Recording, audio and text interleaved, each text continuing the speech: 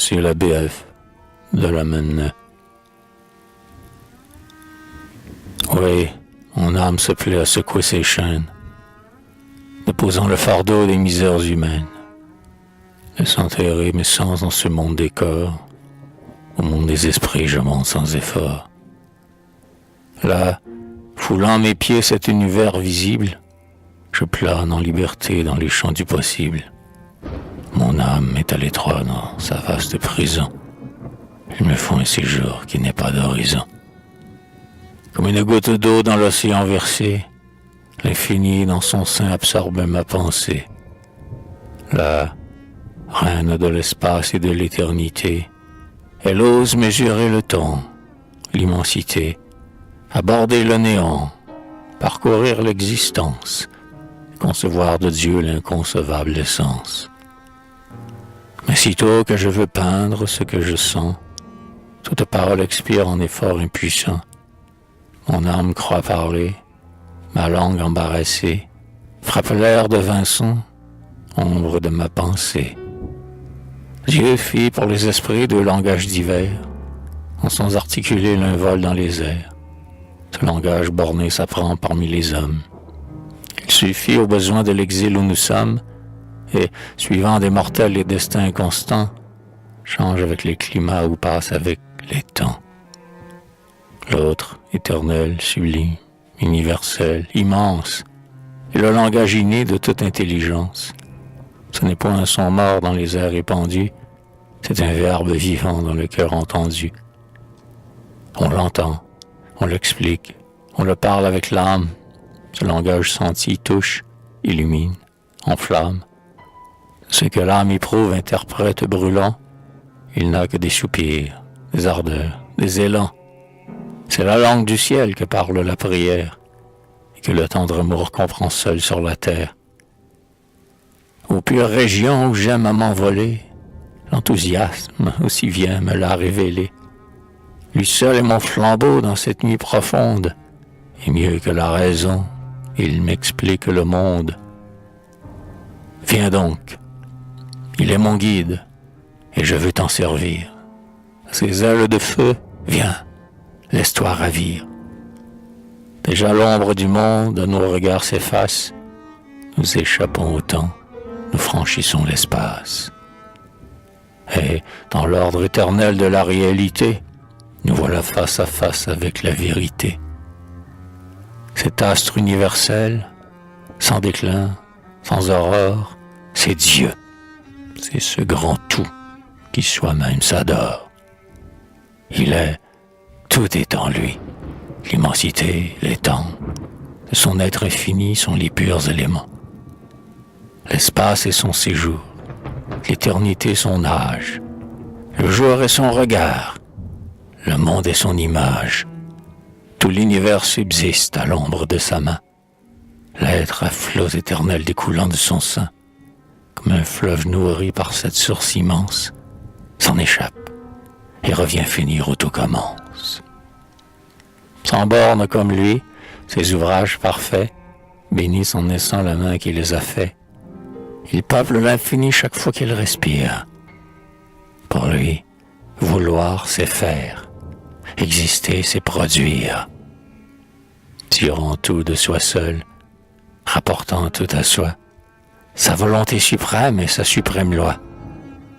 Mais cette volonté, sans ombre et sans faiblesse, est à la fois puissance, ordre, équité, sagesse. Sur tout ce qui peut être, il l'exerce à son gré. Le néant jusqu'à lui s'élève par degrés. Intelligence, amour, force, beauté, jeunesse, sans s'épuiser jamais, il peut donner sans cesse. Et, comblant le néant de ses dons précieux, des derniers rangs de l'être, il peut tirer des dieux. Mais ces dieux de sa main, ces fils de sa puissance, mesurent d'eux à lui l'éternelle distance. Tendant par la nature à l'être qui les fit, il est leur fin à tous, et lui seul se suffit. Voilà le Dieu que tout esprit adore, qu'Abraham a servi, que rêvait Pythagore, que Socrate annonçait quand revoyait Platon. Ce Dieu que l'univers révèle à la raison, que la justice attend, que l'infortune espère, et que le Christ enfin vint montrer à la terre. Ce n'est plus là ce Dieu par l'homme fabriqué, ce Dieu par l'imposture à l'erreur expliquée, ce Dieu défiguré par la main des faux prêtres, qu'adorèrent en tremblant nos crédules ancêtres. Il est seul, il est un, il est juste, il est bon. La terre voit son œuvre et le ciel sait son nom. Heureux qui le connaît, plus heureux qui l'adore, qui, tandis que le monde ou l'outrage ou l'ignore, seul, au rayon pieux des lampes de la nuit, s'élève au sanctuaire où la foi l'introduit, et, consumé d'amour et de reconnaissance, brûle, comme l'encens, son âme en sa présence. Mais, pour monter à lui, notre esprit abattu doit emprunter d'en haut sa force et sa vertu. Il faut voler au ciel sur des ailes de flamme. Le désir et l'amour sont les ailes de l'âme. Ah, que ne suis-je né dans l'âge où les humains, jeunes, à peine encore échappés de ses mains, près de Dieu parle-t-on, plus près par l'innocence, converser avec lui, marcher en sa présence.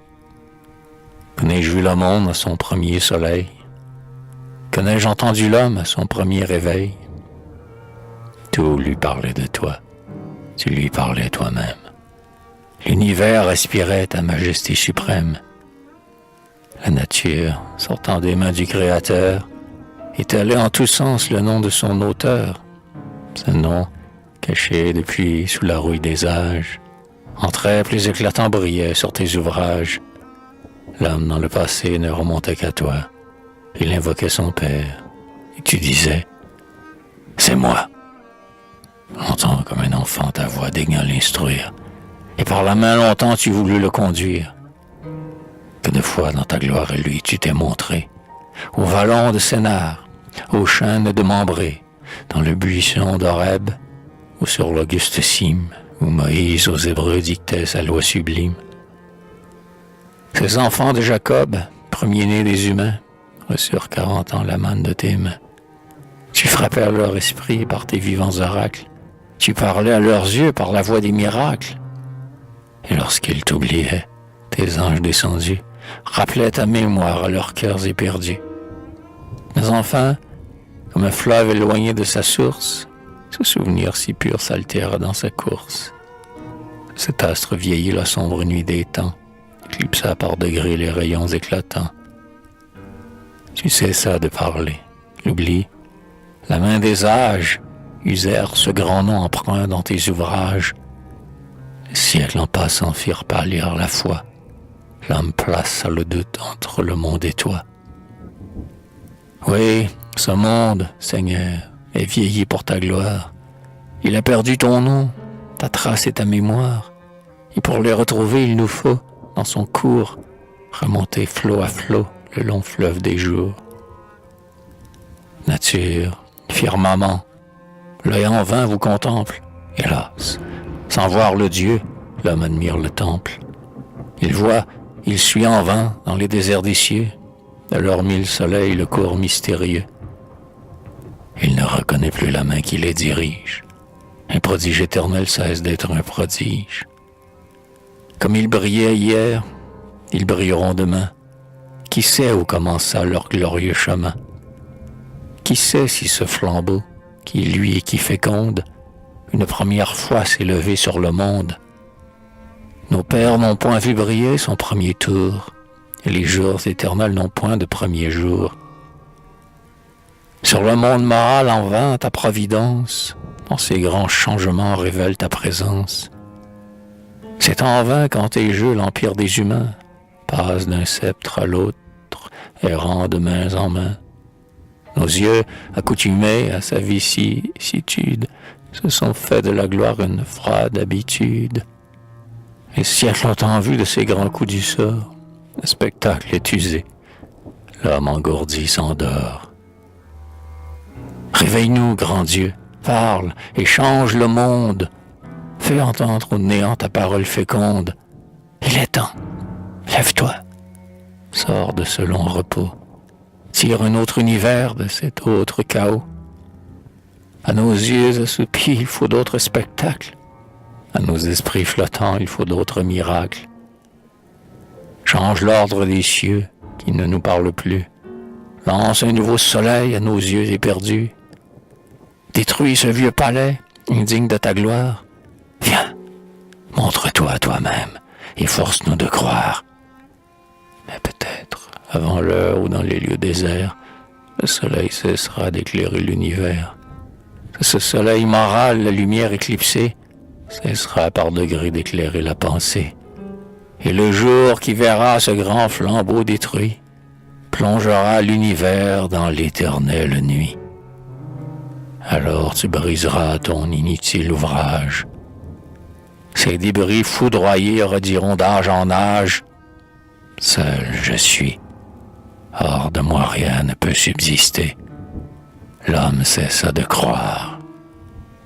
Il cessa d'exister.